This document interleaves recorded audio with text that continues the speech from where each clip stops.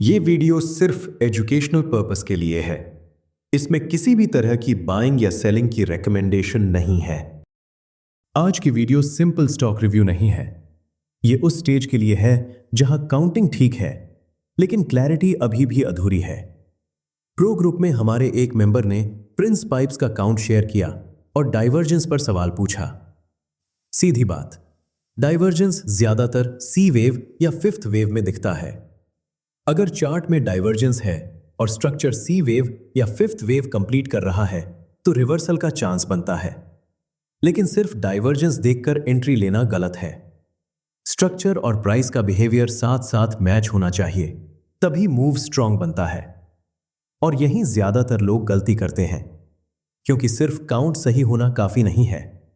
अगर खुद को अपग्रेड करना है तो काउंट के साथ बिहेवियर एनालिसिस जोड़ना जरूरी है। तो अब इस चार्ट को स्टेप बाय स्टेप एनालाइज करते हैं। रूल्स भी देखेंगे, बिहेवियर भी देखेंगे, ताकि साफ समझ आए कि मार्केट अभी किस फेज में है। सबसे पहले हम इसका मंथली टाइम फ्रेम देखते हैं, जिसमें हमें 2020 से एक शार्प राइज दिखता है और उसके बाद एक करेक्शन। और मैंने आपको ट्रेडिंग सेटअप वाली सीरीज में बताया है, जब भी हमें एक चाल के बाद करेक्शन मिलती है तो सबसे पहले ट्रेंड और करेक्शन दोनों का टाइम चेक कर लो। अगर करेक्शन में ट्रेंड से ज्यादा टाइम लगा है तो इसका मतलब है प्राइस रिट्रेसमेंट कर रहा है। और यहां पर प्राइस ने करेक्शन में ट्रेंड के कंपैरिजन में बहुत ज्यादा टाइम ले लिया है, तो इसका मतलब है प्राइस अभी भी 2020 की चाल की ही रिट्रेसमेंट कर रहा है। इसलिए हम इस पूरे राइज में रिट्रेसमेंट लगाते हैं और अभी प्राइस 61% के पास है। और 61% से 81% का लेवल स्ट्रॉन्ग रिवर्सल जोन होता है। और जब भी इसमें वापस से अप ट्रेंड स्टार्ट होगा तब 2020 वाला ट्रेंड ही रिपीट होगा। अब थोड़ा सा एडवांस्ड आते हैं और इसमें करंट एरिया में काउंट करते हैं, जिसके अकॉर्डिंग 2021 में फर्स्ट वेव बनी है और उसके बाद सेकेंड वेव की करेक्शन चल रही है, जिसके बाद थर्ड वेव स्टार्ट होगी, जिसमें 6 से 7 गुने की चाल भी हमें देखने को मिल सकती है। और अगर हम करंट हाई भी देख लें तो वो भी लगभग 3.5 गुने के आसपास है। बस मुझे यहां पर यह पता करना है, यहां पर बड़े टाइम फ्रेम की थर्ड वेव कब शुरू होगी। और इसे पता करने के लिए मैं करंट फॉल की काउंटिंग करूंगा, जिसमें मुझे एक एबीसी करेक्शन दिखाई दे रही है।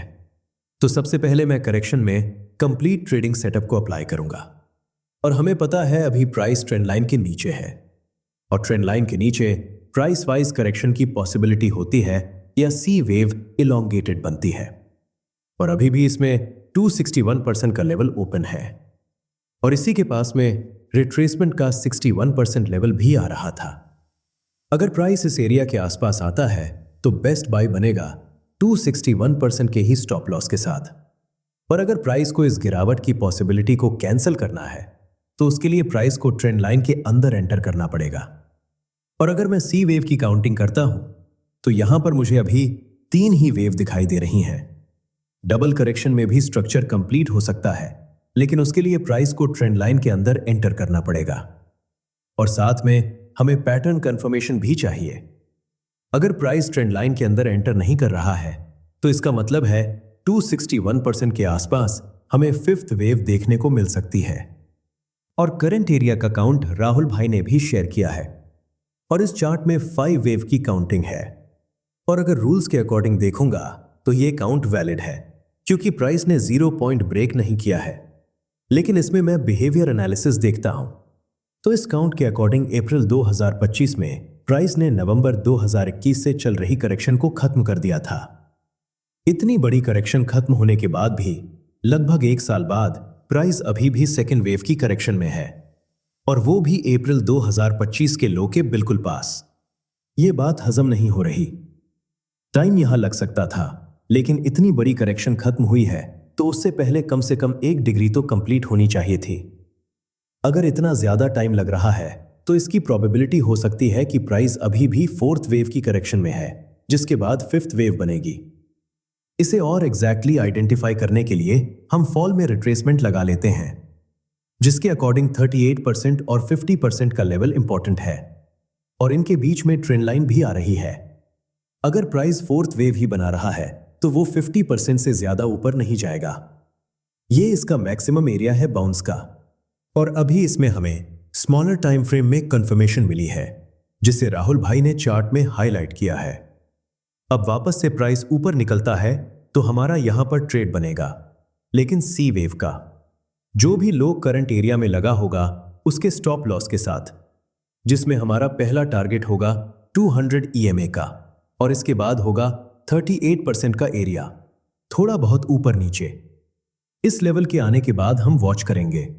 अगर प्राइस ट्रेंड लाइन के अंदर एंटर कर रहा है तो हम वापस से ट्रेड ले लेंगे करंट एरिया की काउंटिंग के अकॉर्डिंग, वरना हम एक बार 61% या 261% के आसपास आने का वेट करेंगे।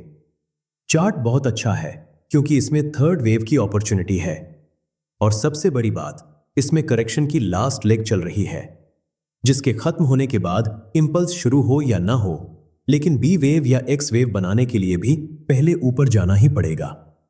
ऐसे स्ट्रक्चर को सरफेस लेवल पर नहीं पढ़ा जा सकता। इसीलिए टाटा एलेक्सी का पूरा कंप्लीट ब्रेकडाउन मैंने मास्टर मेंबरशिप में डिटेल में किया है। वो नॉर्मल एनालिसिस नहीं है, पूरा structure layer by layer break किया है। अगर आप सिर्फ काउंट नहीं, क्लियर स्ट्रक्चर और प्रिसाइज टाइमिंग समझना चाहते हैं तो ये ब्रेकडाउन आपके लिए है। और सेक्टर एनालिसिस की वीडियो VIP मेंबरशिप में मिलेंगी। अगर डेप्थ में समझना है तो पूरा ब्रेकडाउन देख लीजिए, लिंक डिस्क्रिप्शन में मिल जाएगा। आखिर में फायदा उसी को मिलता है जो ऐसे स्ट्रक्चर वाले स्टॉक्स को समय रहते पहचान लेता है, और जिन्हें एलियट वेव आती है उनके लिए इस मूव को सही टाइम पर पकड़ना बहुत ज्यादा डिफिकल्ट नहीं होगा। बस इंपल्स के रूल्स फॉलो करो, लेवल्स और डिसिप्लिन का ध्यान रखो।